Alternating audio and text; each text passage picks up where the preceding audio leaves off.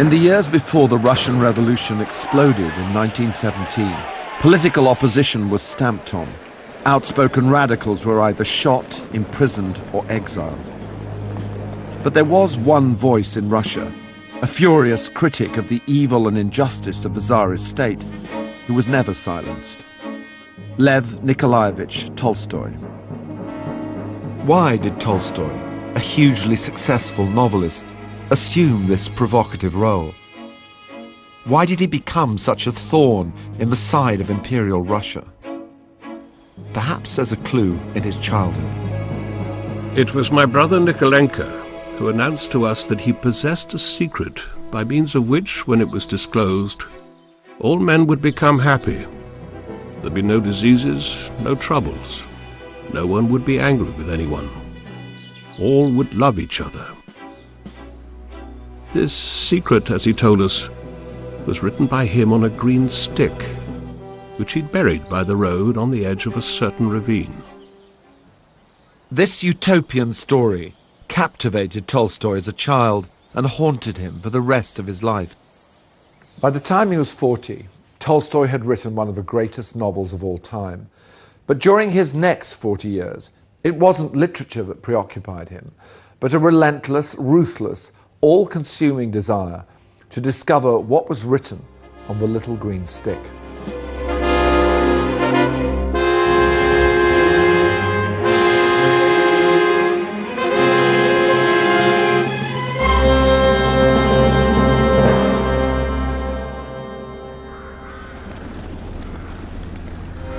By the beginning of the 1870s, thanks to War and Peace, Tolstoy was established as Russia's greatest living writer.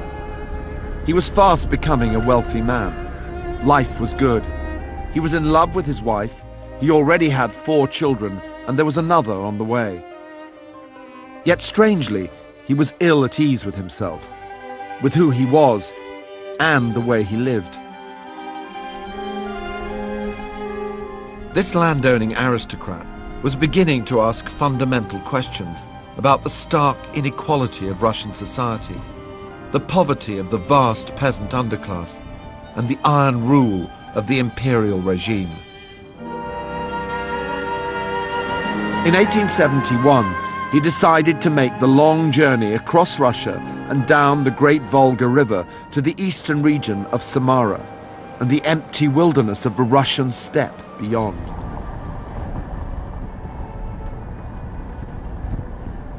Why did Tolstoy come here?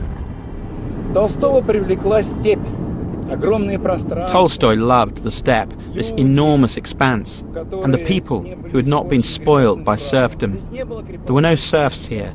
All the peasants here were tenants in their own right.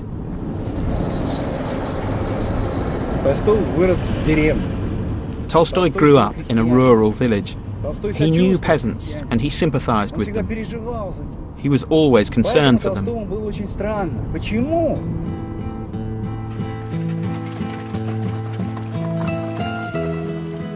Tolstoy fell in love with the land and with the people of Samara. And despite Sophia's reservations, he decided to buy a large plot. And in the summer of 1873, he insisted on bringing the whole of his family with an entourage of servants here for their annual summer holiday. This bedstead memorial marks the place where their simple farmhouse stood. This place became his retreat, his inspiration, and you can see just why he was so captivated by it. This country, he said, is beautiful. It is just emerging from its virginity. Just below the site of the farm, Victor, our guide, arranged a typical Bashkiri feast of lamb and fermented horse milk. This is the famous kumis. This is the mare's milk that was drunk by Tolstoy. In fact, he came here in pursuit of this particular beverage, actually. Tolstoy очень любил кумыс. Yeah. Cheers. Cheers.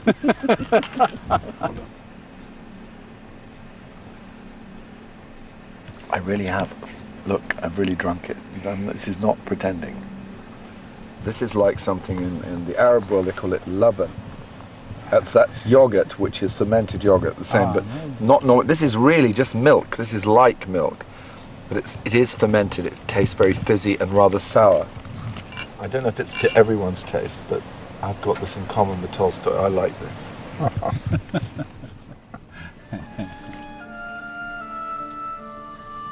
The first summer that Tolstoy brought the family here was especially hot and dry. In fact, the region was in the grip of a terrible drought and famine.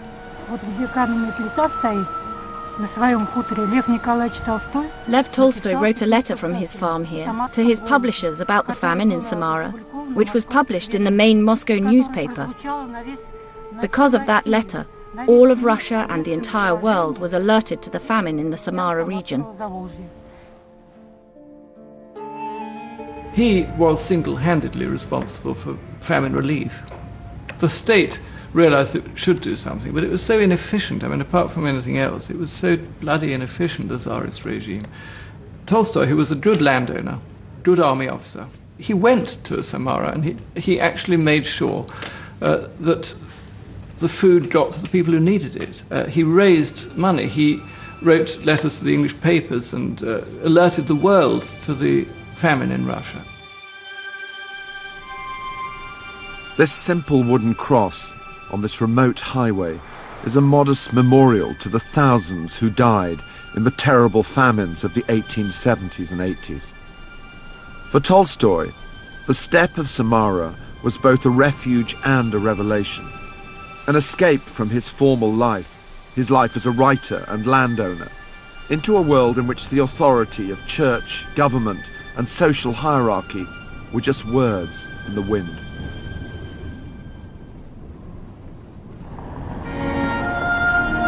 At first glance, it might seem hard to see the link between the moral, political, and religious tumult bubbling in Tolstoy's mind and the romantic novel that he was beginning to compose that summer in Samara. As much as anything he wrote, Tolstoy's masterpiece, Anna Karenina, is a profoundly autobiographical work, and even the introspective, tragic heroine shares a great deal with her creator.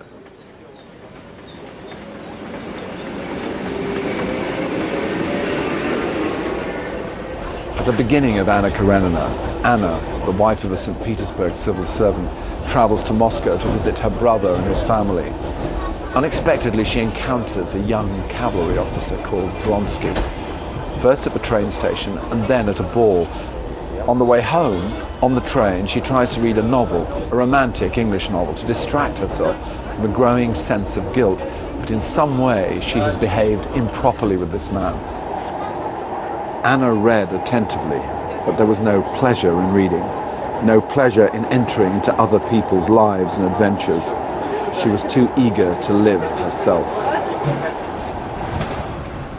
Tolstoy was like Anna. He was reluctant to commit to fantasy. He was too involved with real life. As he began to write this story, the characters and events that emerged began to bear a striking resemblance to the people, events, and conflicts in his own life. If War and Peace was a book about who Tolstoy was, perhaps Anna Karenina was a book about who Tolstoy had become. I've always believed there is a bigger difference between War and Peace and Anna Karenina than has generally been acknowledged. Think of the beginning of Anna Karenina, the epigraph. "Vengeance is mine, saith the Lord, I will repay." Vengeance is there at the beginning. Suicide is there at the end. And we know, in biographical terms, that Tolstoy got the idea from the sad fate of a poor woman who threw herself under a train not too far from Yasnaya Polyana. And he was taken in as the local JP, and he had to view the mangled corpse there in the mortuary and be there while they carried out the post-mortem. And it stuck in his mind. There is a darker tone about Anna Karenina. There is more violence, there is more pessimism. It's not the sunny uplands that happened at the end of War and Peace. Anna Karenina intertwines the unfolding tragedy of Anna and her lover Vronsky with a second troubled romance between the young Kitty Shabansky and a landowner called Dmitry Levin. Levin is an awkward, tormented, country-loving nobleman who agonizes over his duty to his peasants and insists on laboring in the fields alongside them, which is exactly what Tolstoy had begun to do. How far would you say that Levin is a sort of surrogate? How far does Levin embody the ideas that Tolstoy... There's a pretty strong hint, isn't there, really, in the name itself, Levin, Lev Tolstoy. We also know that there are many scenes in Anna Karenina which are lifted straight out of his life, like all the haymaking scenes and this kind of thing. And so there is no doubt at all that Dmitry Levin is Tolstoy. And here's another example, by the way, of how the autobiographical element shines through. It's the moment when Kitty and Levin have their first baby, and it's given to the father, to Levin. And you know what his reaction is? His attitude says, I looked at this writhing little infant, and I thought, how vulnerable, oh, the awful things that are going to happen to you in your life. How could anyone take such a pessimistic attitude? The book is autobiographical not only in the way it describes Tolstoy. Kitty's sister, Dolly, is an impressively honest portrait of Sophia at the time of writing. Sophia's diaries from the period are largely silent, and not surprisingly. She'd already given birth to 8 babies on this very sofa, and 3 of these children died while Anna Karenina was being written. For all his failings as a husband and a father, Tolstoy in Anna Karenina manages with extraordinary sensitivity to give Sophia a voice. Yes, it comes to this, she thought, looking back over her 15 years of married life. Nothing but pregnancy, sickness, mind dulled and indifferent to everything, and most of all the disfigurement. The birth, the agony, the hideous agonies, that last moment, then nursing the baby, the sleepless nights, the fearful pains. Dolly shuddered at the mere recollection of the pain which she'd endured from sore nipples, which she'd suffered with almost every baby. Then the children's illnesses and the everlasting anxiety. And on top of it all, the death of these children, and the cruel memory that never ceased to tear her mother's heart at the death of her last-born, who died of croup.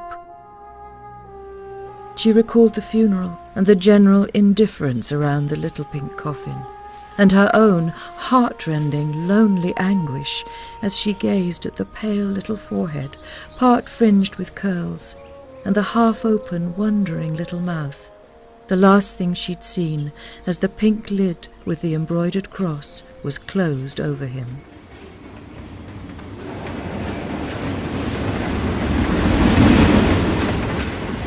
After an early flurry of writing, Tolstoy found the completion of Anna Karenina increasingly onerous, and developed a love-hate relationship with a story that had become too close for comfort. He wrote to a friend, How I long to clear this sordid tale away from my desk. Zhelezhnod Orozhny, where Anna Karenina's story ends, is now a commuter suburb about 40 minutes out of Moscow. A typically anonymous Soviet-style town, functional, concrete, and unprepossessing. It's changed its name since Anna Karenina was written, but it had an equally dour reputation in Tolstoy's day as a remote stopping-off point on what was called the Road of Tears. Natalia Sotnikova runs a small museum in the town. Tolstoy on several, maybe 8 occasions, passed through on the Nizhny Novgorod railway when he travelled to the Samara steppe for his kumis treatment. Of course he knew this place. It was called Oborolovka then. The road through the town was famous in Russia as the road of woe and tears, because this was the route along which prisoners were taken to Nizhny Novgorod and on to Siberia. The prisoners were brought to this station, where they could say farewell to their relatives, who saw them off on their journey. It was the last station to which the relatives were allowed to travel. I remember that when I studied at school, I read this novel from cover to cover without stopping. War and Peace is, of course, an epic and a more voluminous work. Anna Karenina, though, was closer to us, because it was more true to life, let's put it that way. And of course, as a woman, I can understand Anna, who lived with a husband who was much older than she, and, for that matter, a husband she did not love. It was a marriage of convenience. But as a mother, I do not understand Anna, because she gave up her son for the sake of the man she loved. It's a very difficult situation.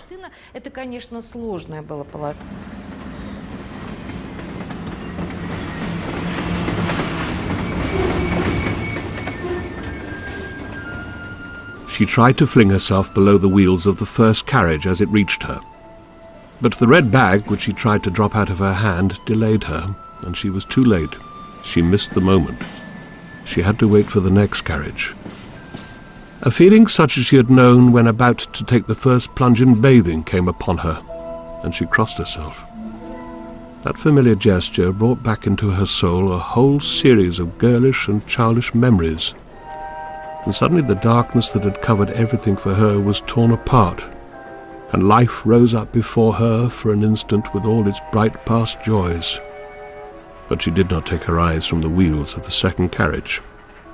And exactly at the moment when the space between the wheels came opposite her, she dropped the red bag, and drawing her head back into her shoulders, fell on her hands under the carriage, and lightly, as though she would rise up again at once, dropped onto her knees.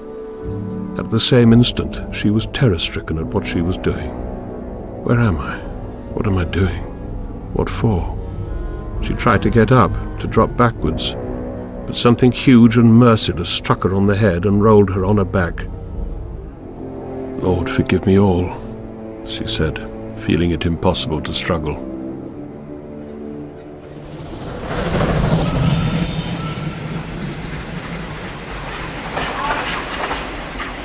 Very often when writers are finishing a book, they are visited by depressions and fears. Virginia Woolf famously killed herself having finished a book. She just couldn't stand the idea of finishing.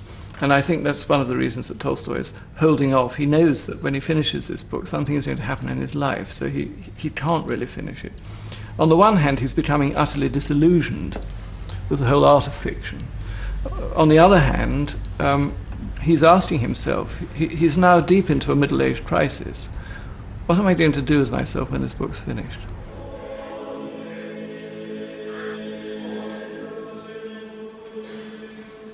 By the time Tolstoy completed Anna Karenina, he was 50 and increasingly preoccupied with questions about the meaning of his own existence. That summer, he and his friend and editor Nikolai Strakov made a pilgrimage here to the monastery of Optina Pustin, about 140 miles from Yasnaya Polyana. Optina Pustin today is a compelling place to visit.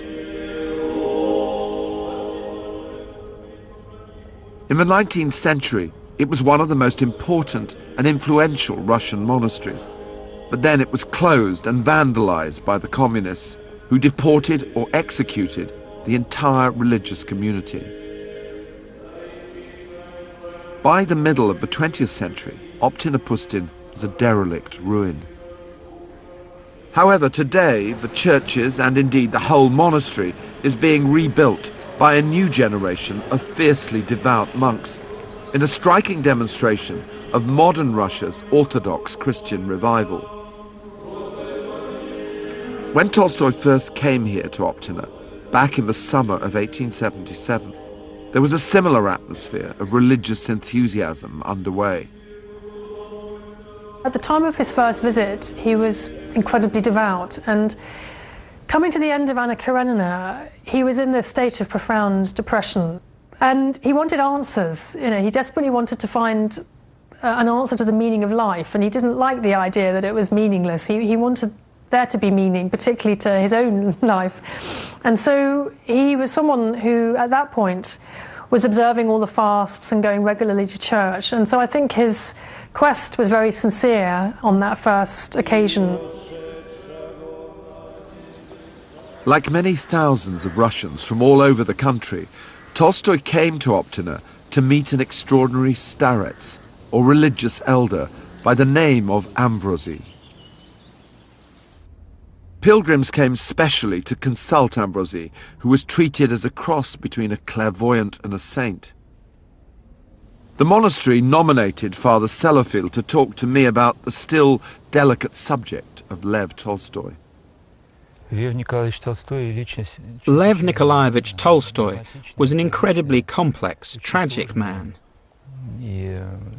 Many people found him hard to understand. This was a man who was unsettled throughout his life, forever in torment. His childhood and his youth had passed in a moral and sinful decline. His soul was in pain. He was seeking answers to many questions. He was looking for a more spiritual life.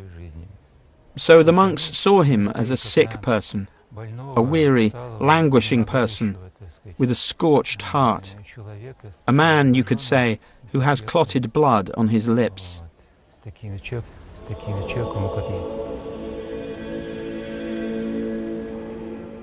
It's not clear exactly what occurred in the conversation here between Tolstoy and Ambrosi, but certainly this visit to Optina Monastery marks the beginning of a profound religious journey and the unflinching soul-searching that was to turn Tolstoy's and his family's life upside down. 26th of August, 1882. It was 20 years ago, when I was young and happy, that I started writing the story of my love for Lyovochka in these diaries. There's virtually nothing but love in them, in fact. 20 years later, here I am sitting up all night on my own, reading and mourning its loss. For the first time in my life, he has run off to sleep alone in the study. We were quarrelling about such silly things. I accused him of taking no interest in the children and not helping me look after Ilya, who is sick. Today he shouted at the top of his voice that his dearest wish was to leave his family. I shall carry the memory of that heartfelt, heartrending cry to my grave. I pray for death, for without his love I cannot survive. I knew this the moment his love for me died. Was there a moment in their relationship when it began to go bad? To understand the relationship, you have to understand the change in Tolstoy's mood. It was not she or the family that changed. It was Tolstoy who changed. Tolstoy walked away from their family. The family, instead of being an ideal, became an obstacle for a man who viewed himself not as a writer anymore. Tolstoy wrote in the last years of his life that it was shameful to write in an artistic manner. He was ashamed of his literary work. When he was asked about Anna Karenina, he pretended not to remember what work he was being asked about. What is that? Is it some tale about a lady who loved an officer? He abandoned his literary past. He abandoned his ideal as a family man. That's how depression and spiritual conversion affected. Sophie was saying, he became a very different person. I did not marry this man. She was someone who we have to have a lot of sympathy for. I think it was very difficult living with him, but she also had her own shortcomings. I mean, they were both people with flaws, and she was, you know, dogmatic in her own way too. She was a sort of famously humorless person. But her whole life had been bound up with her husband's, and so it was understandably extremely painful for her that everything that had given her happiness, which was having a part in copying his works and being part of his sort of creative life, that had all been sort of just thrown out, and it meant nothing to him anymore. In the early 1880s, Tolstoy began pouring his energies into a series of soul-searching religious and philosophical tracts. He turned his back on the dogma of the Russian Orthodox Church and even went so far as to produce his own version of the Gospels. He decided to start translating the Gospels himself, and what he did actually was just to merge the four Gospels into one, and this was his own kind of Tolstoyan Gospel.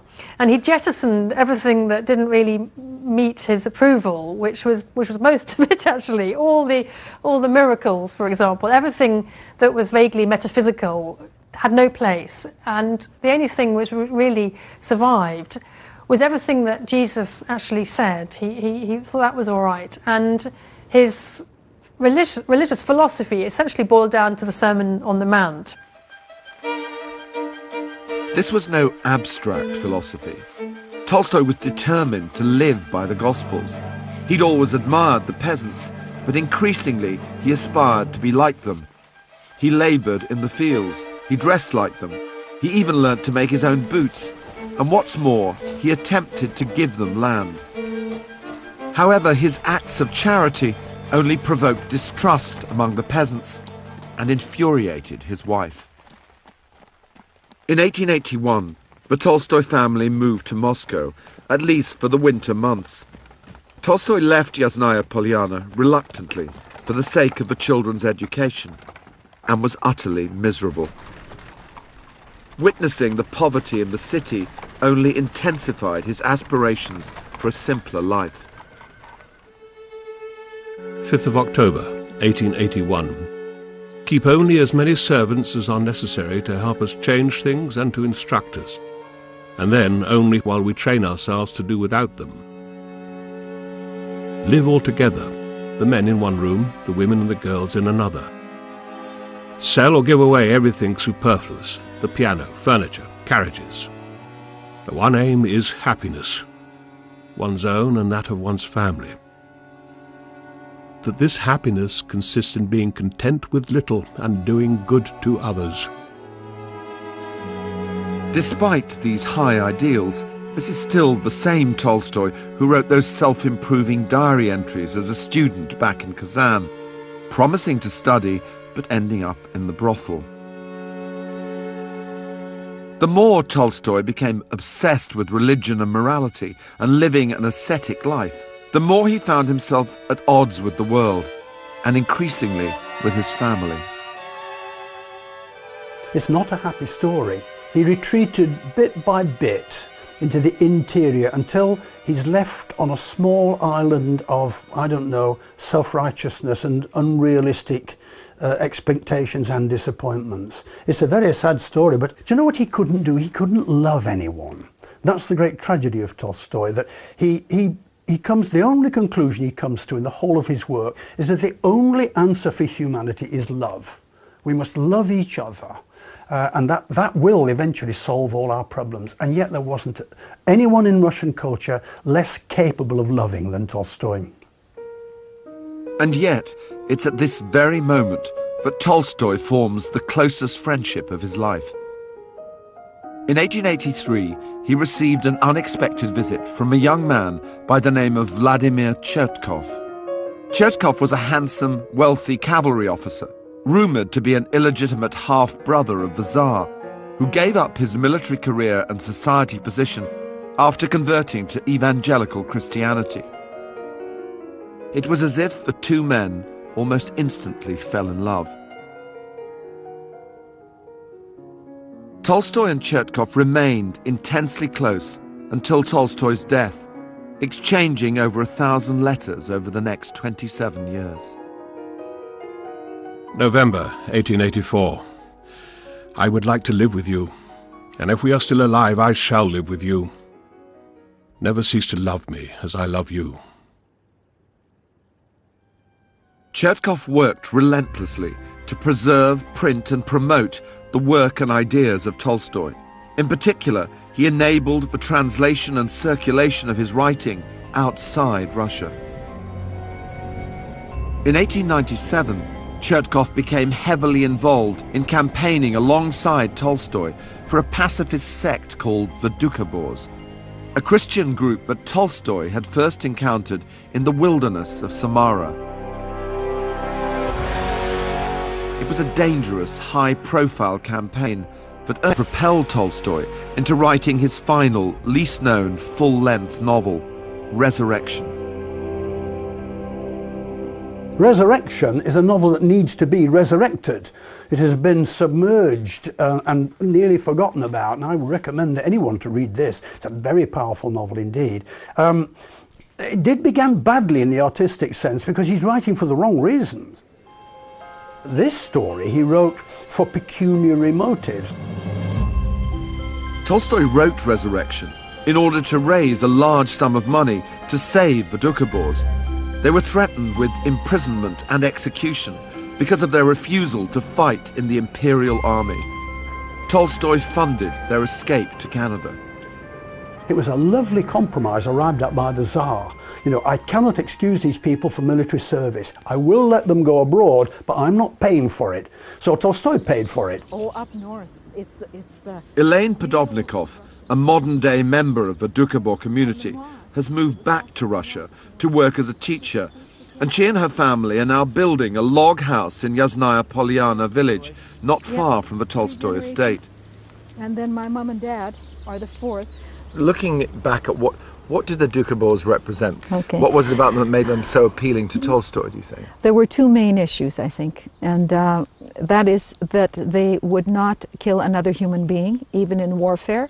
They felt that every human being was a temple of the living God, that a piece of God lived inside each human being. That was one.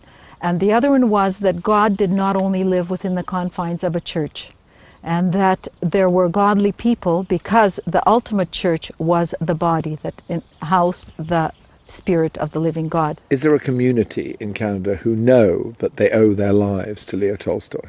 Yes, yes. There's when we study, like we have our Sunday schools that we have, or our Sunday classes, while we're studying the Doukhobor history in Russia, we always studied Leo Tolstoy as someone, as a benefactor. And he was considered like a semi-god, I would say, because everybody knew that in his young years he lived differently. And that was another lesson for us, is that you could at any time in your life get a new awareness of what life was all about and change your way of living. Spiritual evolution is the central theme of Resurrection. An aristocratic juror is confronted in the dock with a woman he once seduced and ruined. The woman has now been wrongfully charged with murder. Guilt forces him to offer to marry her and campaign for her release. When he fails, he follows her and her fellow convicts as they're exiled to Siberia. The book was a furious attack on the penal system, the government, and most pointedly, the Orthodox Church. So what was it that he did in Resurrection which so offended the church that he was executed? What did he not do? Everything he wrote in Resurrection would have found the disapproval of the church. It's shown to be utterly useless in all these things and just a tool of government, completely incapable of any reform and just as guilty as anyone else in allowing the system to go ahead whereby people can be sent to prison, can be punished savagely, and so on. And whenever the church comes up, it's satirized. The priest carefully took a spoonful from the chalice and put a piece of bread soaked in wine deep into the mouths of all the children in turn. And then the deacon wiped their mouths while singing a cheerful song about children eating God's body and drinking his blood. After this, the priest took the chalice behind the screen, drank all the blood that was left over, and ate up all the bits of God's body, scrupulously sucked his moustaches dry, wiped his mouth and the chalice, and then he walked out briskly through the screen, to the creaking of his calfskin boots and their thin soles. He was a picture of contentment. The church is condemned, the church is shown to be useless, everything else is condemned, you know, the judiciary and the army and the government, because Tolstoy is well into the stage when he rejects all forms of organization and government. Tolstoy's ideas are very relevant now. The more we read him, the more we study him or reread him, the more acutely we feel that we need to look at our life now through the eyes of Tolstoy. We should read and reread The Resurrection now, because the novel seems very contemporary. The problems which Tolstoy addressed there are our problems. What is meaningful? What is moral? What is worthless? The impossible contrast between the rich and the poor. All that was the problem at the turn of the 19th century, 20th century, and the problems remain today.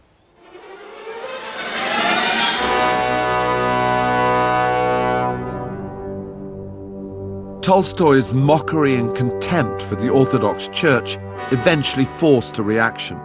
In February 1901, Metropolitan Antony, the senior cleric in St. Petersburg, mounted the pulpit and declared, Count Tolstoy, under the seduction of his intellectual pride, has devoted his literary activity and the talent given to him by God to disseminating teachings repugnant to Christ and the Church, and destroying in the minds and hearts of men their national faith. But if the Church thought that Tolstoy's excommunication would undermine his growing popularity in Russia, the effect was absolutely the opposite. On the day on which the edict was published, Tolstoy was walking here in the center of Moscow, in Lubyanka Square, a place now dominated by that infamous building which used to be the home of the KGB. February 1901 was a period of student protest, and a large crowd of demonstrators filled the square. Apparently someone in the crowd spotted Tolstoy, who was out walking with a friend, and called out, ironically, "Look, there goes the devil in human form." At which point the whole crowd started cheering and shouting, "Long live Lav Nikolaevic."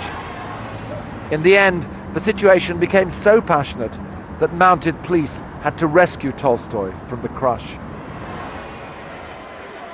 Unfortunately for the Church, Tolstoy's excommunication only served to galvanize public support for him and to draw attention to his ideals and beliefs.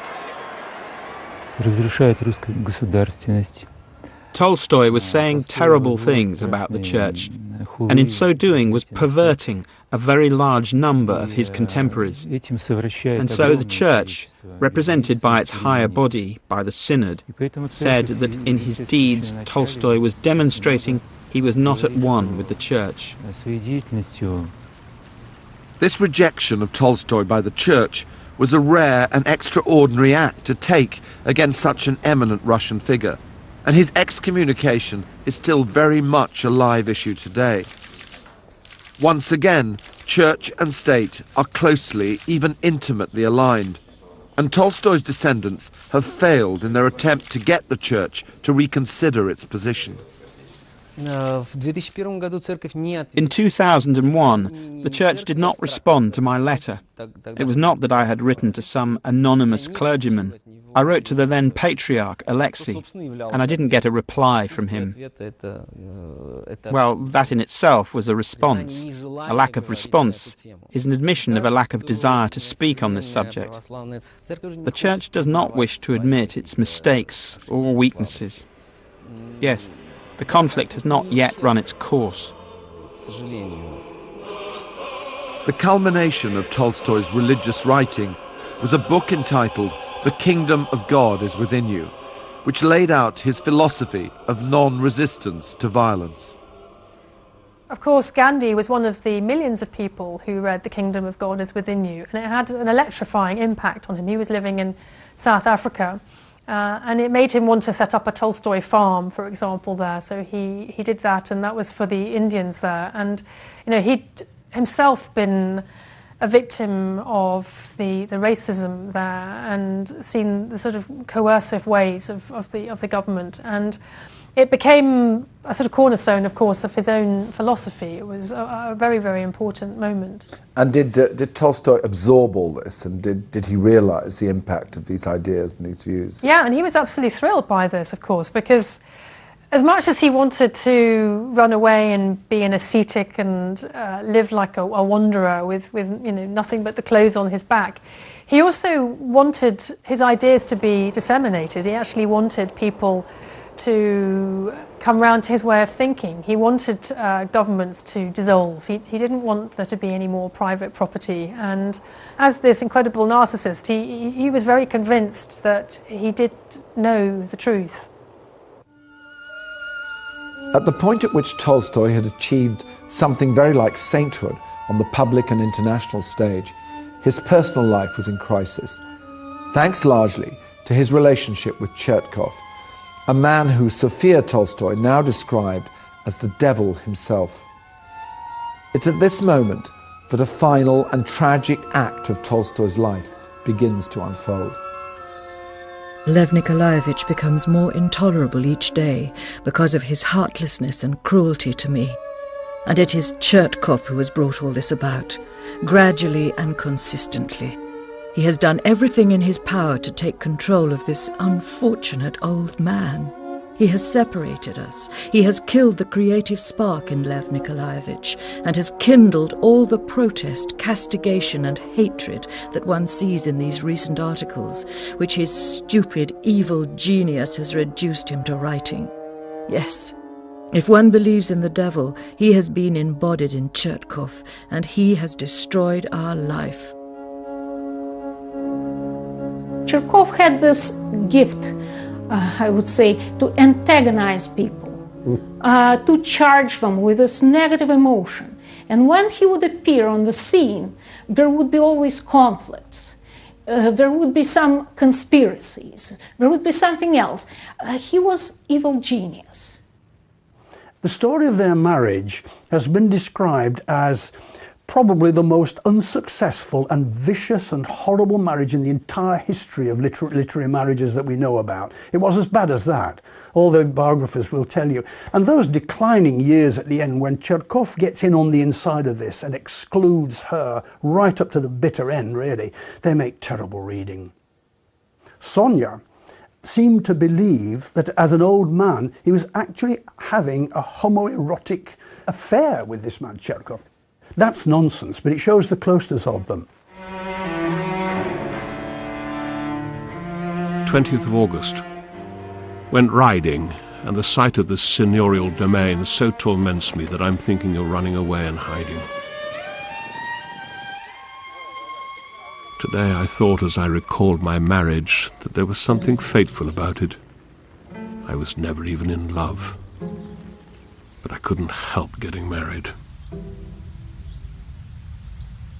In the late summer of 1910, the Tolstoy marriage hit a new low. Chertkov had moved into a house near to Yasnaya Polyana, and a furious row developed over who should have possession of Tolstoy's diaries. 9th of September, 1910. I wrote a letter to Chertkov, but haven't posted it yet. This man is the cause of all my suffering, and I cannot reconcile myself to him.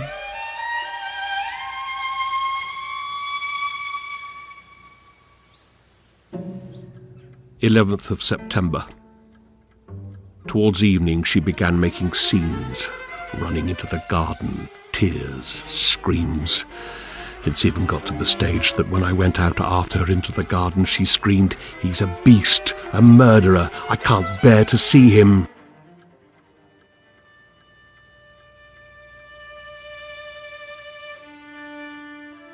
"24th of September. After dinner, she began to reproach me and say that I shouted at her and that I ought to pity her. I remained silent. She went to her room, and now it's after 10 o'clock and she hasn't come out. And I'm depressed." A letter from Chertkov with reproaches and accusations. They are tearing me to pieces. I sometimes think I should go away from them all. Finally, at the end of October, one night he was trying to sleep, and he heard his wife going through his papers on his desk in the next room. He woke up, he couldn't go back to sleep, and somewhat spontaneously decided to go, although we know that during the week before he was really talking about it very actively with those around him. So there's definitely a build-up. You feel like it's really almost, when you read all of the accounts, it almost feels like it's inevitable that he's going to leave. Do we know what happened on that night? Before she fell asleep, what happened? Tolstoy was in bed, so she entered his bedroom, just looked at Tolstoy, and then she went to his study. And Tolstoy, he couldn't sleep on that night, so he didn't sleep well. And so he heard that she was in his study looking through the papers. Yeah, and then she came back to her bedroom, and so she fell asleep. And Tolstoy, out of a sudden, he understood that he couldn't stay any longer here in this house, and decided to go away. This flight is often depicted as spontaneous, and it was not. Tolstoy for years already received letters from his followers urging him to flee. They expected a full concurrence of Tolstoy's words and deeds if he renounced luxury, and there was no luxury in Tolstoy's household. You visited Yasnaya Polyana, you know, they lived like English middle class. So, but if he renounced property, he has to separate himself from his property family. So this was expected from him. And she lived under the pressure for many years and in fear of their final separation and flight. She knew it would take place. And Tolstoy in his diary says that he wants her to give him an excuse to go away. And finally, maybe she did give this excuse because of her fear and because of her spying on him. October 28th. Went to bed at 11:30. Slept till after 2. Woke up. I heard the opening of doors and footsteps. I saw through the crack a bright light in the study and heard rustling. It was Sofia Andreevna looking for something and probably reading. I wanted to go back to sleep but couldn't. I gasped for breath. Counted my pulse, 97. I couldn't go on lying there, and suddenly I took the final decision to leave. So he came to the stables, he brought the doctor with him. He went to the coachman's house first and then came here. Yes, yeah, and came here with the coachman's, and I was waiting for the coachman's just in the special part of the stables where the carriages were. But on the way to the stables, walking through the apple tree orchards, he lost his hat, and he was going back to the house. But fortunately, he met Dusan Makovitsky, his doctor, and Makovitsky had in his pocket another hat. So what was his mood here at this time? He was very nervous, he was very tense, he worried about his wife Sofia Andreevna, he was thinking, was she awake or not, and he wanted to go away as soon as possible. In the end, this was a King Lear moment, the departure of Tolstoy. It was a genuine Shakespearean drama, when during that cold night in October he left, on his own, lost his hat, tripped and fell. Then he had to cross a ravine. They are all terrifying details, but by this time he was clearly ill. Speaking from a kind of elevated perspective, this was an artist finding a way to complete a great life.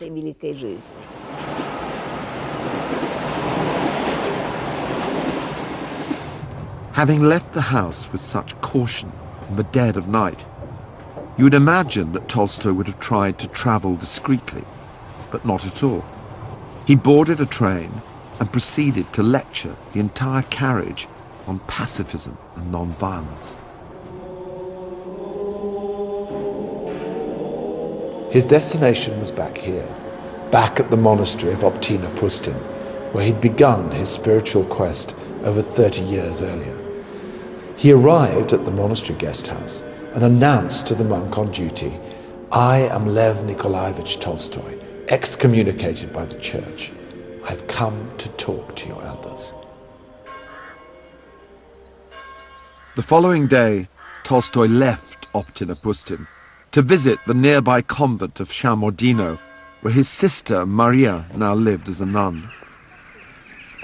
When he met her in the cell, he burst into tears and told her that all he wanted now was a chance to live in solitude. Apparently they even discussed how he could rent one of the small lodges in the monastery grounds. But clearly, Tolstoy had not made his mind up what to do. At 4 o'clock the next morning, he once again disappeared into the night.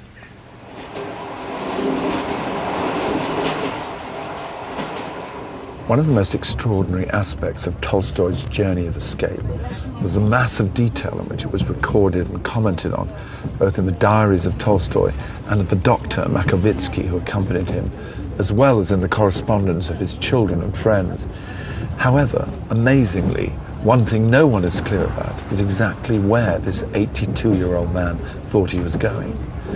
There are a number of theories, but perhaps the truth was that there was no plan. As he embarked on yet another arduous journey in cramped, smoky railway carriages, it's hardly surprising that he was taken ill. He appears to have caught a chill and developed a fever. Eventually, Dr. Makovitsky decided they should leave the train at the next station, wherever it was, as Count Tolstoy was no longer well enough to continue.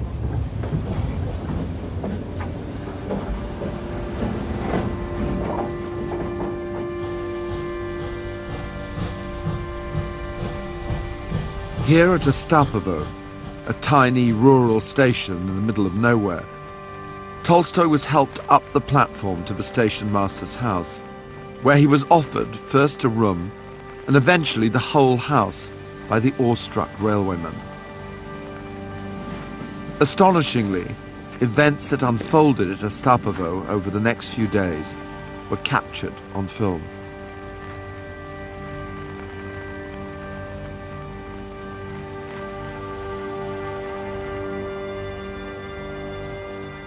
November, Ostavi. Had a bad night. Lay for 2 days. Walking into the house to let Tolstoy know that she was there. Her greatest fear was that he would die in her absence and that they would not be able to say farewell to each other. 3rd of November, Ostavi. Lav Nikolaevic has pneumonia in the left lung. They won't let me see him.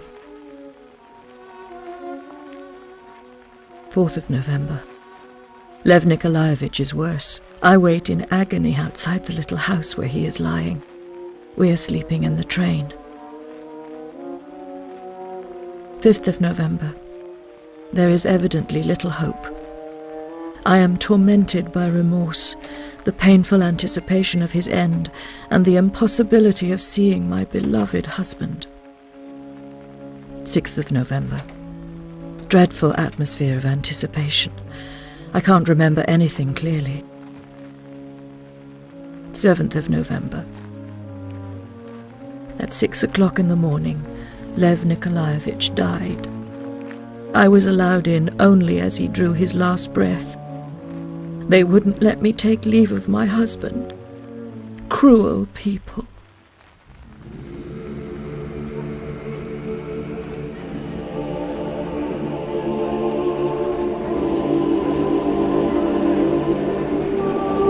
Thousands of people went on strike the day of the funeral. There were actually some mass demonstrations that spilled out into the streets, and real concern on the part of the government that this could be a kind of opening up of that revolutionary energy that they had kind of pressed down after the 1905 revolution. This is really his most famous story.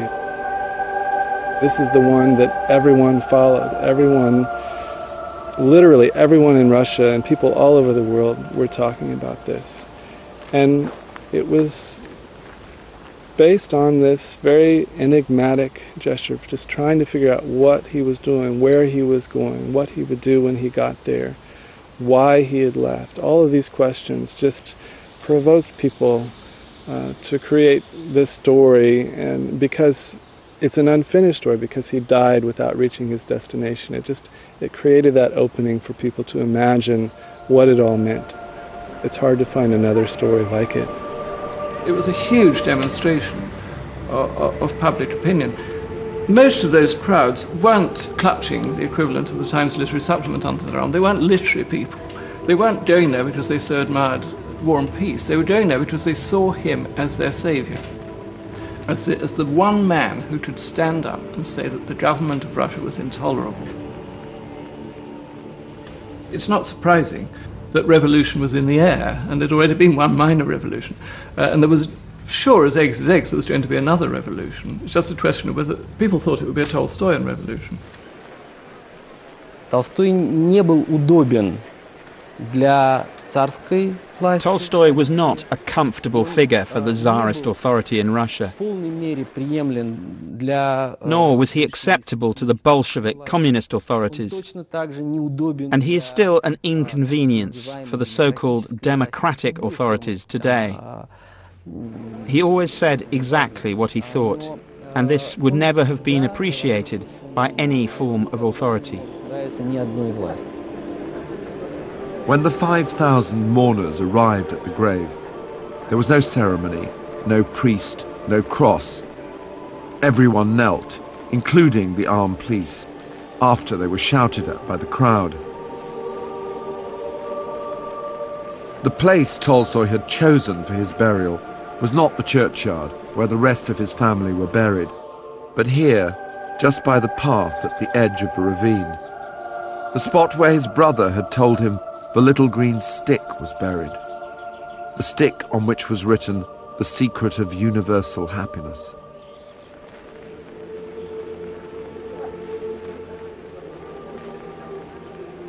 I wonder, did Tolstoy ever get to read what was on that little green stick? I suspect not. At least not for himself. This great Russian writer always seems to have been at odds with the world, always in trouble, and always a troublemaker.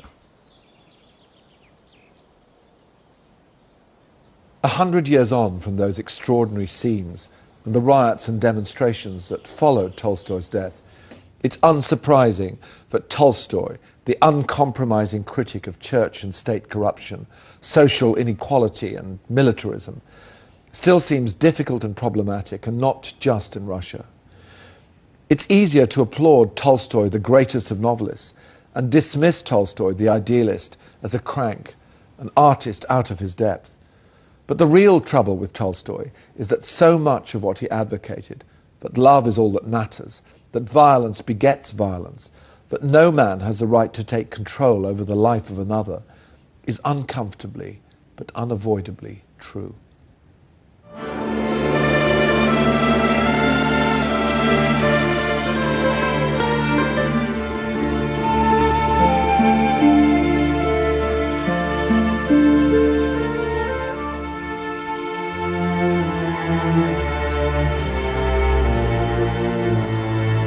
Thank you.